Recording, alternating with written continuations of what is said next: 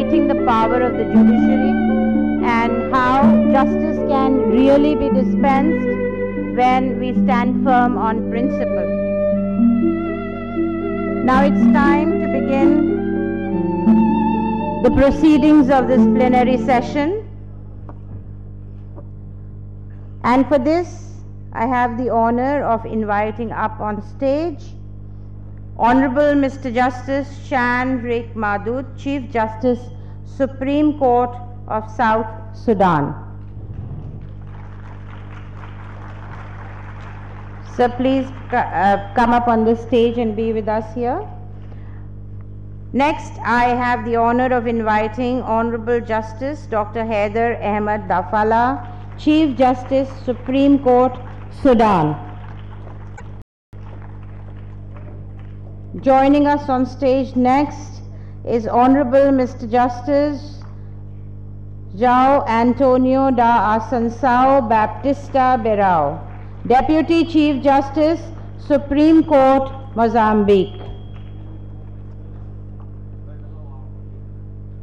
I also invite Honorable Mr. Justice Chung Tong Opasirivit, Judge, Supreme Administrative Court, Thailand. We would be honored to have the presence of Honorable Mr. Justice Rabi Averi Opayo, Judge, Supreme Court, Uganda.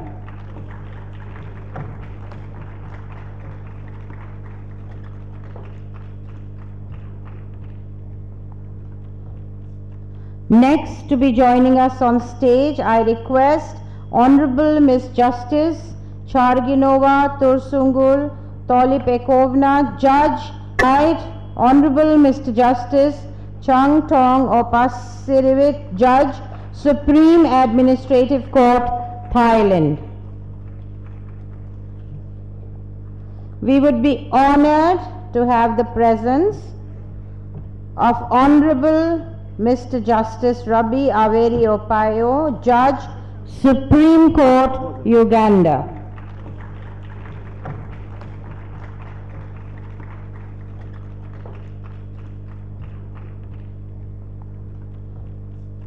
Next to be joining us on stage, I request Honorable Ms. Justice Charginova Tursungul Tolipekovna, Judge, Supreme Court, Kyrgyz Republic.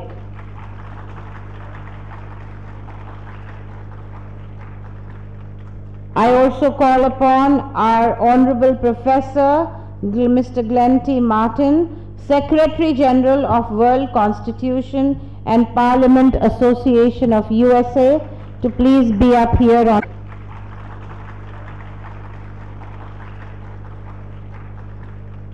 I also call upon our Honorable Professor Mr. Glenn T. Martin, Secretary General of World Constitution and Parliament Association of USA, to please be up here on stage with us.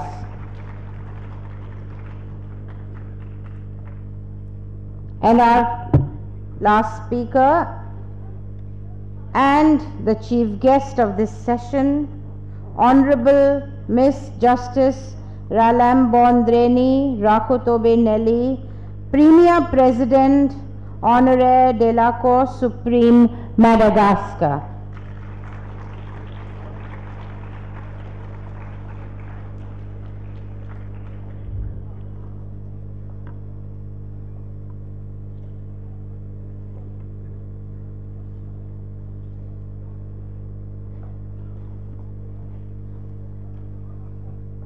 On stage with us.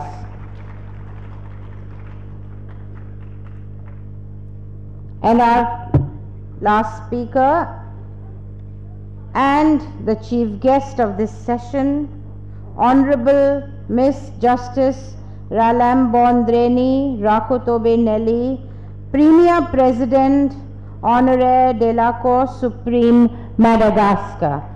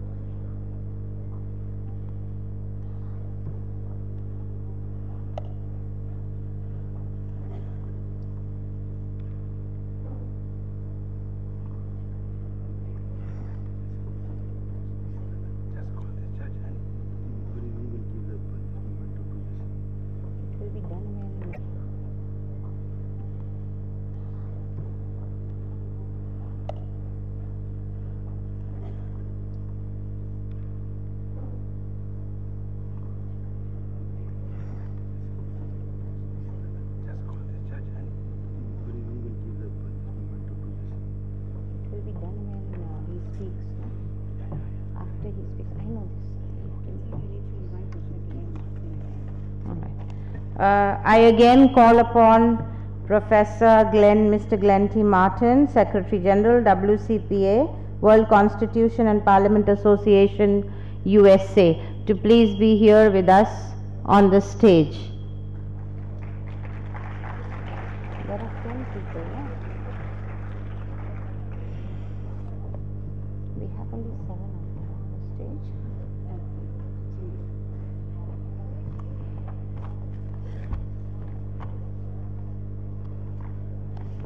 I think before we begin, we need to put our hands together for all our eminent dignitaries who've traveled from nearly across the world, halfway across, to be here. He speaks, after he speaks, I know this.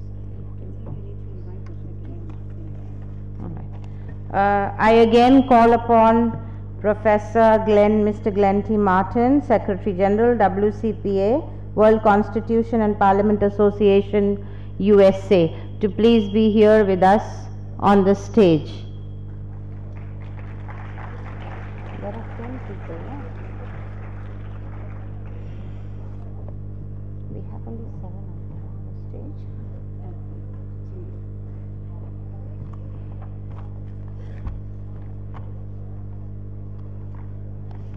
I think before we begin, we need to put our hands together for all our eminent dignitaries who've traveled from nearly across the world, halfway across, to be here with us.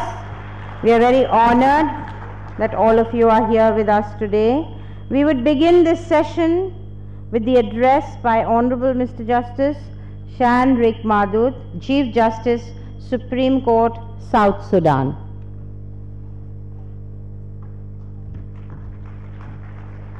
With us, we are very honored that all of you are here with us today. We would begin this session with the address by Honorable Mr. Justice Shan Rick Madud, Chief Justice, Supreme Court, South Sudan.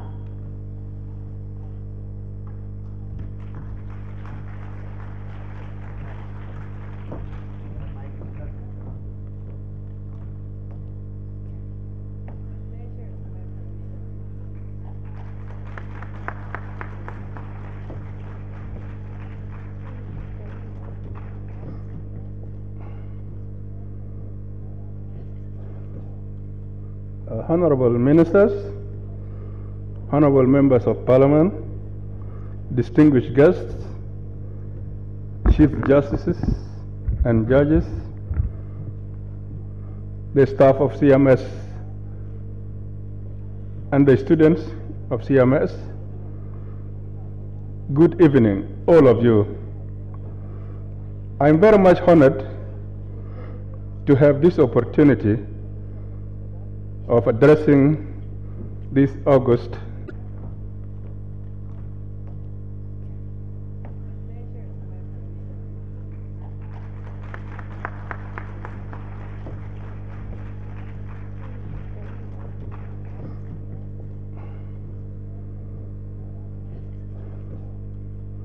Honorable Ministers, Honorable Members of Parliament, distinguished guests, Chief Justices and Judges,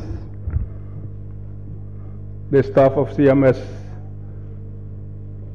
and the students of CMS, good evening, all of you. I'm very much honored to have this opportunity of addressing this August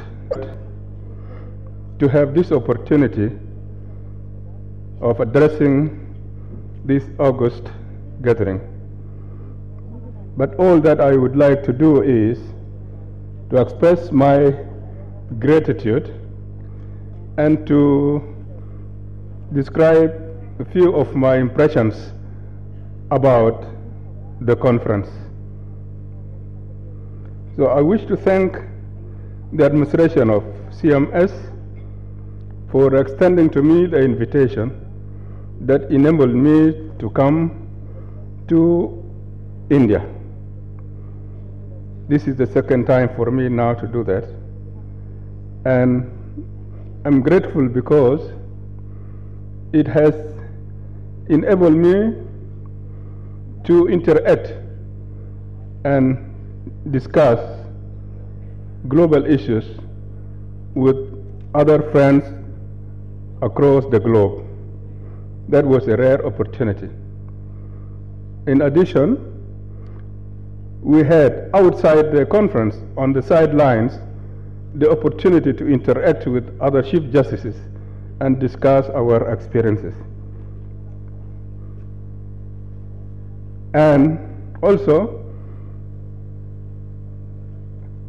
I was happy and grateful for the opportunity I have had to come to India, because although I have met some Indians before in Sudan, I haven't had the opportunity to see and experience by myself the friendly disposition of the Indians. Everywhere you go, in the street, in the market, in the hotel, it is all smiles, smiles, smiles. It's just wonderful. Even the kind of people, all the kids, very handsome young men, very beautiful young ladies. I wonder if these people were to be in my country, the girls, you know, a bride wealth for a girl is something like 200 heads of cattle. These beautiful ladies, if it were to be in South Sudan, it would be wonderful. Now, on my impression about the conference, I can see lots of slogans hanging there. I have seen some being carried by students. Apart from the panel discussions, I'm very much attracted by the slogans that are fixed everywhere. I mentioned just a few. Something like strengthening the UN system. And you are aspiring for an enforceable world law, a world government, a world code of justice. Something that God is one, mankind is one. No more nuclear weapons, no Hiroshima anymore, a safe future for the children. I was saying to myself, these slogans, they are a noble goal. Why would a person in his right mind or her right mind be opposed to such things? That was my question. And I think if anybody is opposed to these things, I tell you that person is sick. He needs medical attention urgently. Why would a person be opposed to this kind of thing? So what we need to do now is to insist, don't ever give up. We have to insist on these goals to have it achieved. You will recall in history the kind of organizations we have now, like the European Union, like the African Union, United Nations. They came up as a result of an idea just as been put forward in this country by this school. So it is just a matter of time and we'll see a world parliament, a world government, this kind of thing. So let us not give up. That is my impression. I was also impressed by the appeals made by the young men and young girls when they stand in front of us and they speak.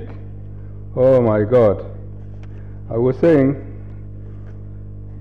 is this, these are the students from City, Montessori school?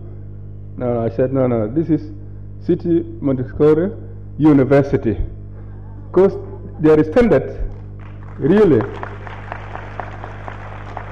if these children were to be put to talk behind the curtains without us seeing them, one would say, these human rights scholars are talking. Huh? I really congratulate you, my children. That is wonderful. We are very proud to have young people like that.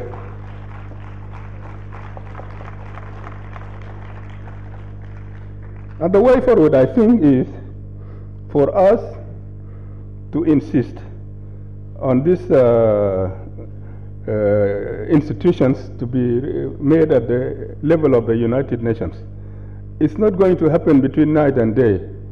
It needs some patience, because you know some politicians outside there are not happy. Some countries, especially those who are having this power of veto in their hands, may not be happy to have this too much democratization of the UN.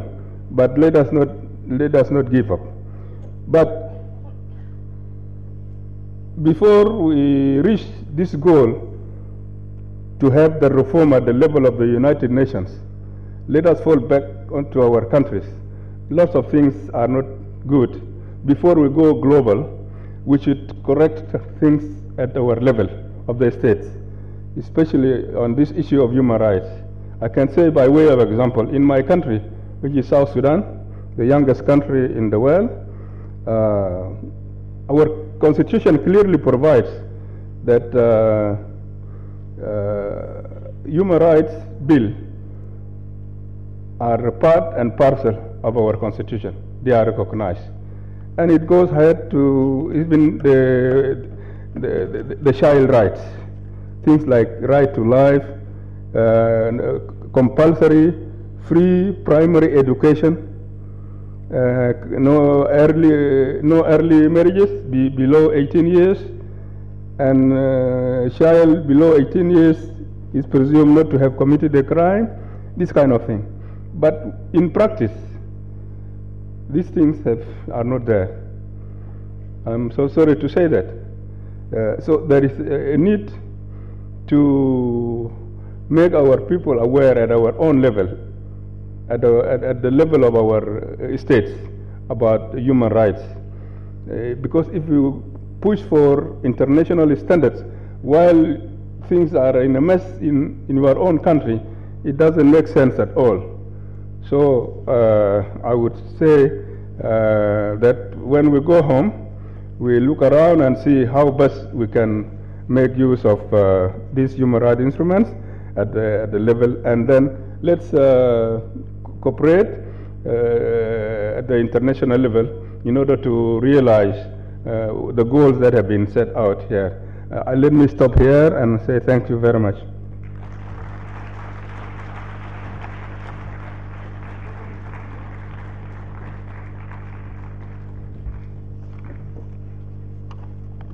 Thank you, sir.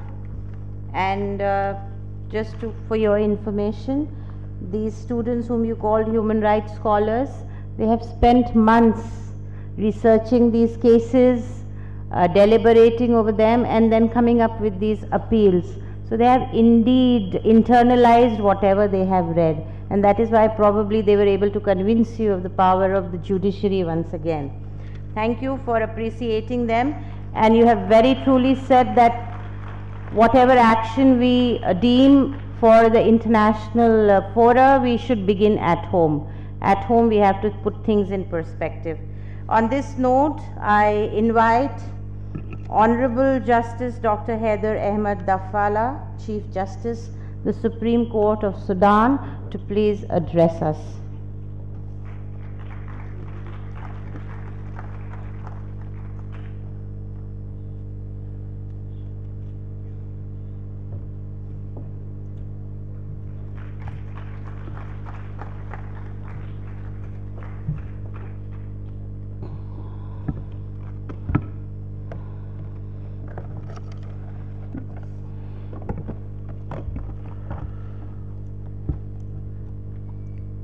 Your Excellency, Dr. Gadish Andy, owner and founder of City Montessori School, Lucknow, India.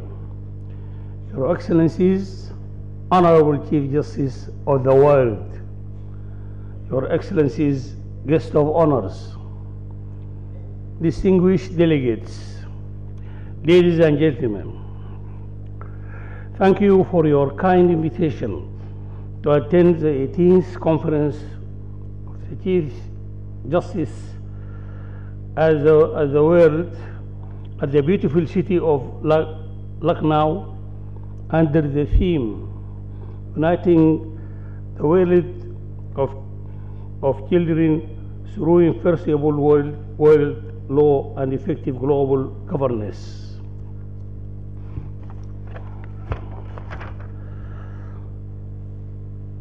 Every year we meet to renew and to affirm the vision of founders of this event. Throughout the record history, nations and peoples can come together for world peace to settle their differences and push forward common development and prosperity. Your Excellencies, the organizer of this global forum have for years made tremendous effort to consolidate the concept. Perhaps I should not be exaggerated when I said that Dr. Jagdish Gandhi deserved to be honored with the highest medals, but he should award a Nobel Prize for his effort to embody the culture of world peace.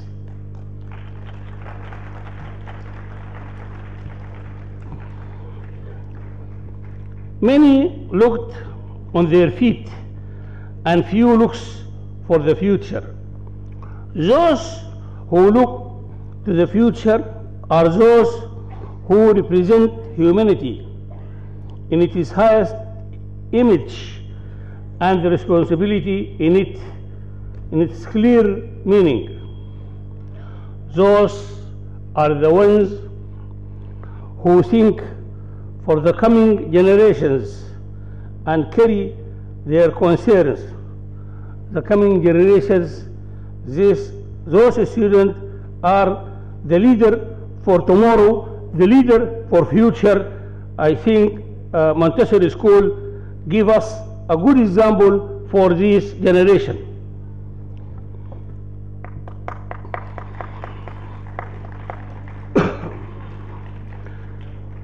And their interest of its stability and its life.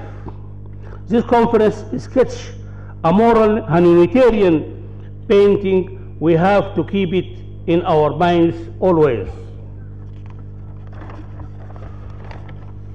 Your Excellencies, the world has been locked up a few months ago, and the situation is still intense or troubled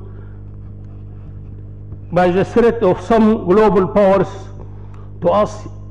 This nuclear weapon, I have feared, like others, that I will see image of the total destruction to our planet. We destroy our natural resources, our environment, and our humanity. At the top of all this is our children and our future. So, if God would allow me to live and to see that happen, it is mass destruction occur, who do not know which part of the world it is going to destruct and which people is going to kill. Your Excellencies, we are keen to participate in this important international forum every year. Inspired by lessons and human values embodied in Article 51 of the Constitution of India, and then return to our country and enforce their values and principles in our national legislation and policies. Your Excellencies, we inspire from this conference the idea of working together as regional nations. We held on April of this year an African Judicial Conference in Sudan, in our capital Khartoum, of Chief Justices and Presidents of the Supreme Court of African States. It was unprecedented quality initiative we have given to the organizers of this conference an opportunity to convey their ideas to that gathering. The profound speech of my brother Dr. Gadish Gandhi, it was before the assembled participants in Khartoum. It was an elation from all participants of the conference, and I am sure that it will shape the ideas of many in the near future.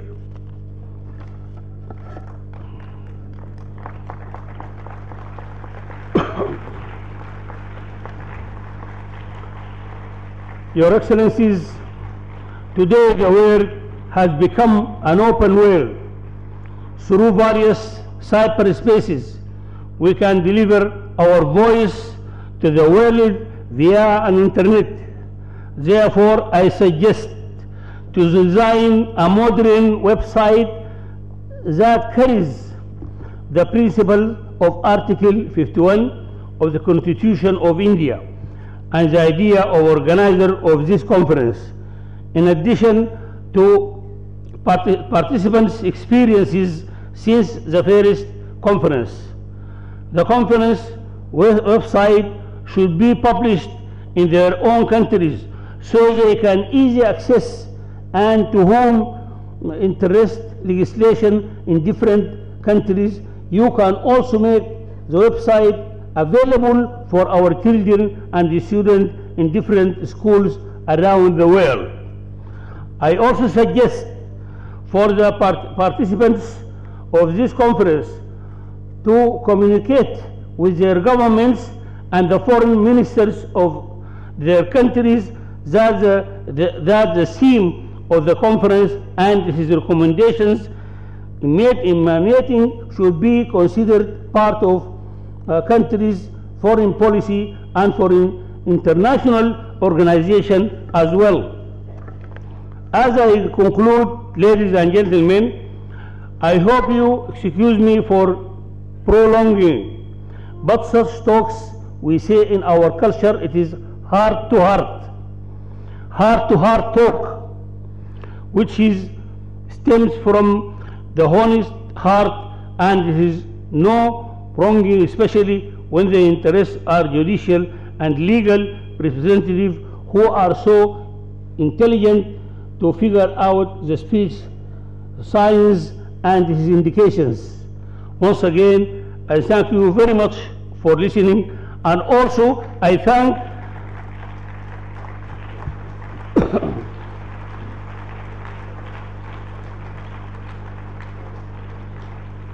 also again I thank the people of Lucknow, the beautiful, when I yesterday received the key of this beautiful city.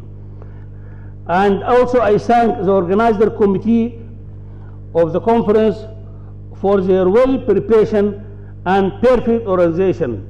God bless you all. Thank you.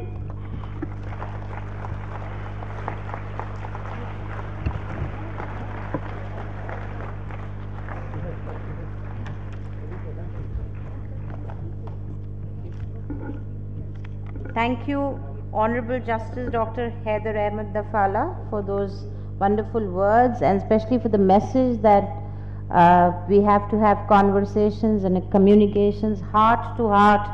We truly strive for that, and for your commendations on the fabulous organization of the conference. I think it is your love and cooperation and your undying spirit that spurs us on. Thank you once again. And here we have a small break here that Dr. Dafala would like to present mementos to the organizers of this event.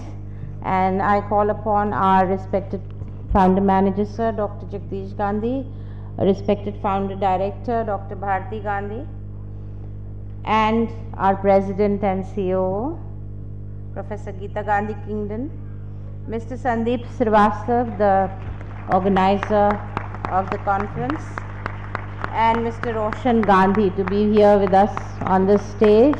For Dr. Dafala would like to present you with mementos as a token of appreciation.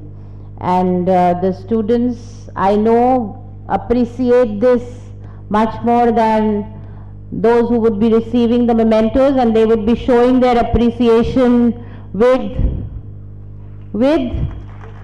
a loud round of applause for our energetic administrators.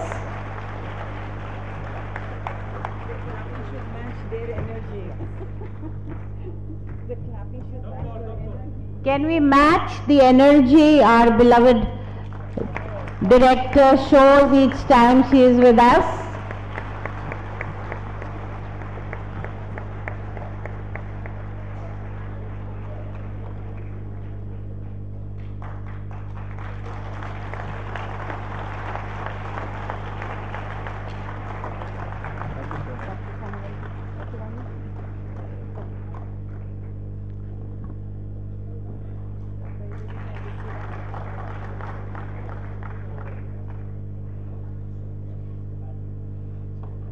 Jesus.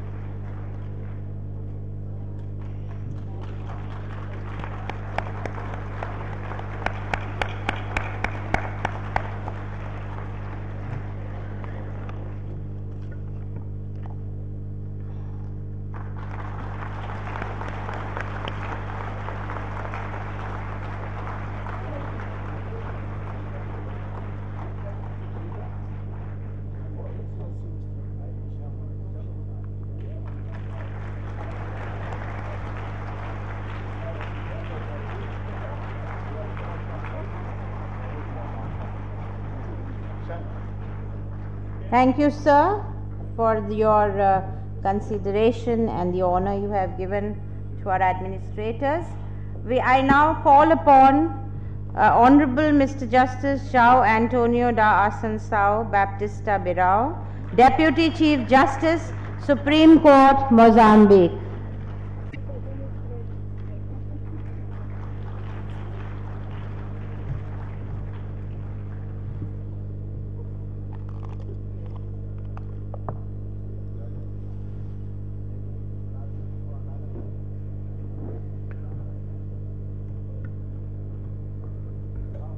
Honorable judges from all over of the world, thank you.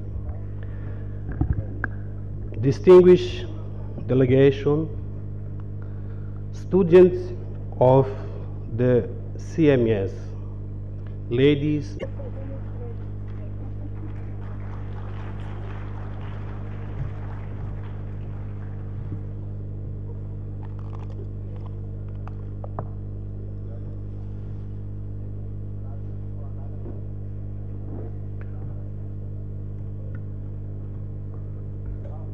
honorable judges from all over of the world,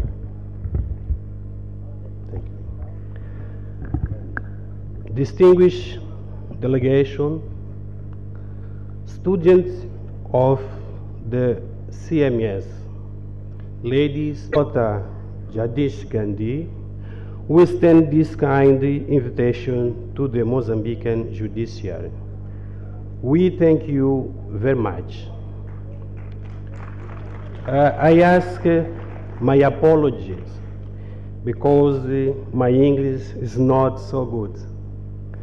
but I will try to do my best to be understandable, because I haven't a translator here. Your Excellency, ladies and gentlemen, as we concerned with outgoing struggle to promote and protect children from hunger, poverty, malaria, HIV, AIDS, as well giving a particular focus on how we can improve strategies and policies to ensure that all Mozambicans have the same equal opportunities to enjoy human rights. We can't help think about the current global insecurity. Dr. Jadish Gandhi, we extend this kind invitation to the Mozambican judiciary. We thank you very much. I ask my apologies because my English is not so good, but I will try to do my best to be understandable, because I haven't a translator here. Your Excellency, ladies and gentlemen, as we concerned with outgoing struggle to promote and protect children from hunger, poverty, malaria, HIV, AIDS, as well giving a particular focus on how we can improve strategies and policies to ensure that all Mozambicans have the same equal opportunities to enjoy human rights. We can't help think about the current global insecurity that terrorism is posing today on the regional and the international spheres. The terrorism continues to pose a grave threat to the international peace and security. By it is natural, no state can adequately respond to the challenges of this phenomenon by acting alone. Only though continued cooperation with the international community be able to tackle the problem which transcends geographical borders. Besides this is the core value of the unity national. Although the international community is adopted a number of is posing today on the regional and the international spheres.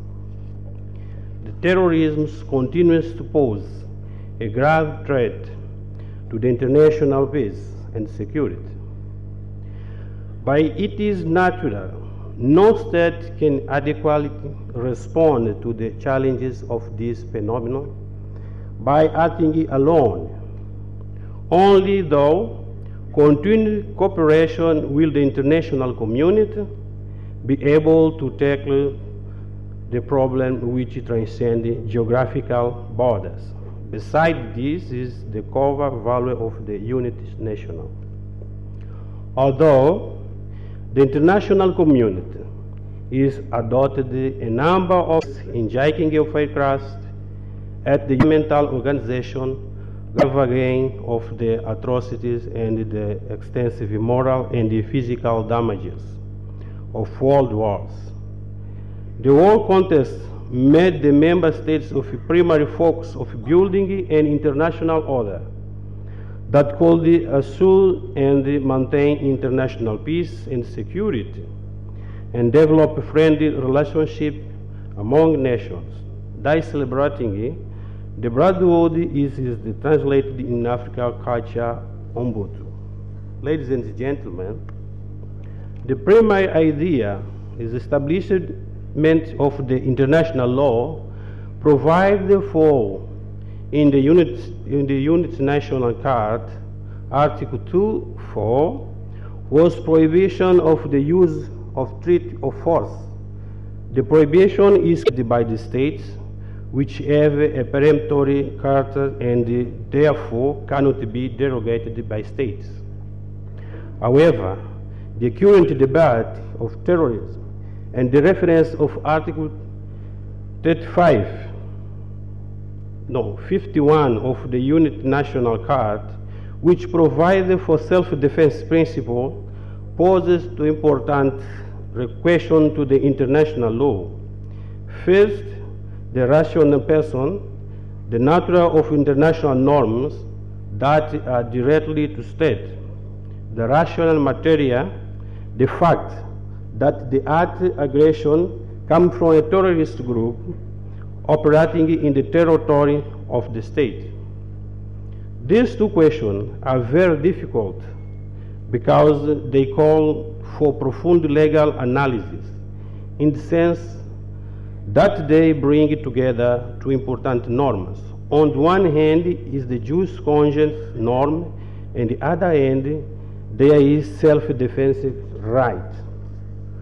From above mentioned, it is clear that terrorism is a regional and international threat, and children are the most vulnerable group who need to be protected.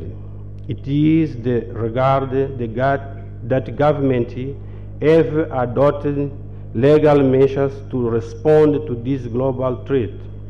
However, these measures should be combined with scientific preparation of the judicial staff and all other relevant actors assigned to prevent and combat crime.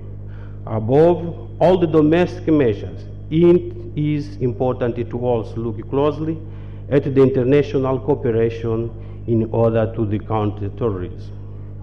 Ladies and gentlemen, it is important to note that a person under 18 years of age enjoys the full range of rights provided in the Convention on the Rights of the Child. All the derogation from provide the rights. Article 38 states that the Convention is applicable in the emergency situation. All the rights of this child embodied in the Convention must be protected, even at the time of emergency. Consequently, all these articles bring together an equation that forces us to think about the right of the child. At the same time, acknowledging the magnitude of the threat. It is the combination of this important provision that we are also concerned with all other forms of violation of the right of the child, such as child trafficking for sexual and the other way of exploitation, such as child labor situation, also risk to undermine the enjoyment of the child's rights. However, it's not our intention to dismiss the importance of the central topic of the conference, but to remind is the threats that are of equal importance in the discussion about the security child rights. Child in Mozambique continues to be victims of child trafficking, which is also linked to the organized and cross-border crime.